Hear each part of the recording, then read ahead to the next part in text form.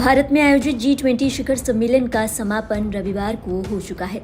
सम्मेलन में शामिल होने वाले जो बाइडेन, ऋषि सुनक और इमैनुअल मैक्रो जैसे तमाम मेहमानों की घर वापसी भी हो गई है।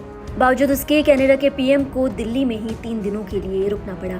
जी नहीं, कनाडा के पीएम के इस लॉन्ग स्टे का कारण कोई मीटिंग नहीं थी, बल्कि उनका विमान था। दरअसल कनाडा के पीएम जस्टिन ट्रूडो की वापसी से ठीक पहले उनके विमान में तकनीकी खराबी पाई गई। तमाम कोशिशों के बाद भी विमान ठीक न हो सका। इसके बाद उनके लिए वैकल्पिक विमान का भी बंदोबस्त किया गया। विमान ने कनाडा से उड़ान भरी। खबर थी कि विमान सोमवार देर शाम को दिल्ली हवाई अड्डे पर पहुंच जाएगा, लेकिन वैकल्पिक विमान के पहुंचने में भी देरी हो गई। बताया जा रहा है कि इस वैकल्पिक विमान को लंदन डाइवर्ट कर दिया गया था।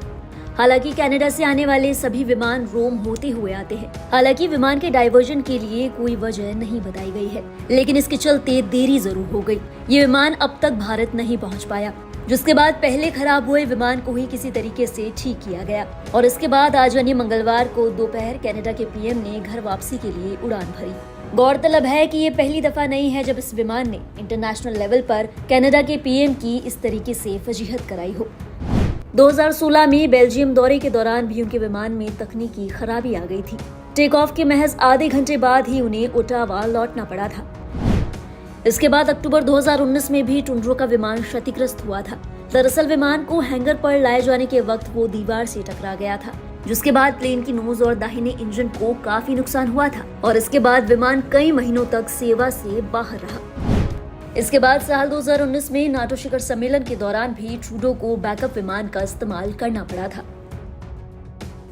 हालांकि इस वैकल्पिक विमान को भी लंदन में रोकना पड़ा था, क्योंकि रॉयल कैनेडियन फोर्स को उस विमान में भी खराबी का पता चला था।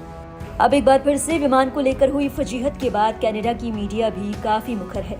इसी के साथ कनाडा की राजनीति भी तेज हो गई है। सरकार की रणनीति की भी खूब आलोचना हुई। कनाडा पीएम का ये वीआईपी विमान 36 साल पुराना बताया जाता है, जिससे विमान के बार बार खराब होने का मुख्य कारण माना जाता है।